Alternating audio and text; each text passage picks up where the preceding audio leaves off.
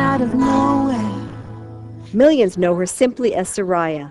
At 34, she's a talented singer-songwriter, popular with legions of Hispanic and Latino fans, and now gaining international recognition. Simple words. My uncle was playing these Colombian songs, these typical Colombian songs, and I just fell in love. I was hypnotized, mesmerized by his voice, by his dad's voice, by the harmonies and everything.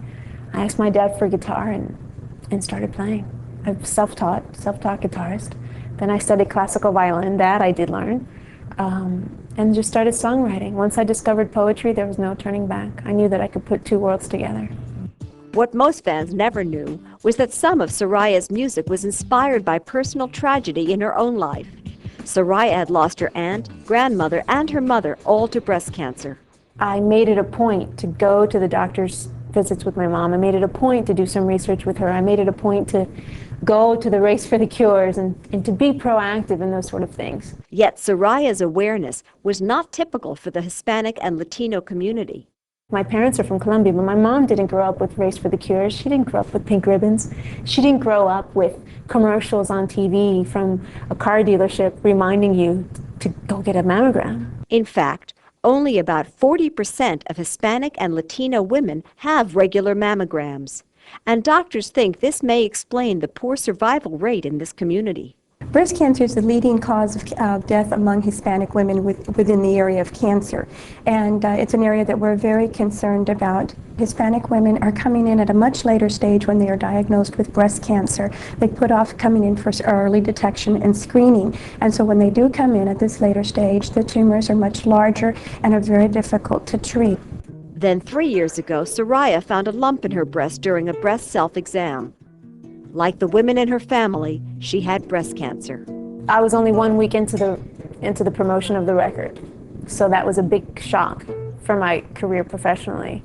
But really the career didn't matter at that point. It was just getting through it, figuring out what I had to do, how to stay focused, how to stay strong, where to pull that strength from. Soraya made the difficult decision to go public with her disease, and it wasn't long before she became a new voice in breast cancer activism for her community. Thank you. God bless you all. Thank you. A la vida. We need great public figures, to come out and give the message and say, don't be afraid. You could come in for screening. You can combat cancer if you're diagnosed with it. We really need that positive message. It hasn't gotten out there. Right now, the stigma is, if I have cancer, I'm going to die. And so therefore, I'd rather not know it. One of the major obstacles to getting our Latino women to come in for screening is really education and helping them understand the importance of coming in for screening. I said, okay, you want my interview? Fine. I'll give you an interview, but you have to print information for those women that are reading it, because they're going to have questions, and don't make them search anymore. And the press just was incredible. They were wanting to talk about it and just haven't been able to. Experts like Dr. Ramirez hoped that Soraya's story would help dispel years of misconceptions about breast cancer. Oh, some of the myths that you hear around there is that if you have a bruise on your breast, that will lead to breast cancer. Some people think that going in for too many mammograms will lead to breast cancer. These are some of the more kind of prevalent ones that are out there. They feel if they talk about it, it's more likely to happen, and that we need to break through that. Women also needed to be informed about the realities of a mammogram. And we'll compress your breast, whereas we're compressing the muscle as well as the lymph nodes. Okay? All right. Some women have said it's like a tortilla press. Just put my breast in there and just squeeze it. And so they have some misinterpretation of what it is. And so some of the educational programs that we're trying to do is this, yeah, it might hurt for a few seconds, but it's worth a lifetime. Long-held cultural beliefs also keep women from seeing their doctors. It's so complicated. You have social reasons. Breasts are maternal, they're sexual, you don't talk about things like that. It's not easy to talk to a doctor about these issues. It's very private. It's something you do at home. Sometimes they've been brought up with a culture that you can't touch yourself, and so therefore they're less likely to do the breast self-exam. They're also, if they don't have a same-sex physician to do the clinical breast exam, oftentimes they are reluctant to have it done. Another factor in Latino and Hispanic attitudes towards breast cancer has involved lack of financial resources. We don't have the health insurance in place. They can't afford it. They're busy putting food on the table.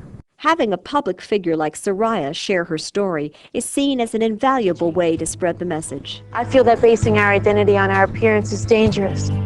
because we are so much more. We need women like Soraya who are young and vivacious and who have just a great message to tell, you know, Hispanic women, young women in particular, because everybody is frightened about coming in and being screened for cancer. And we need to get beyond that, you know, that need to say this is a household word. You can talk about it to your mother, your aunts, your sisters, and get everybody to come in for screening. We have to educate in a non-confrontational way.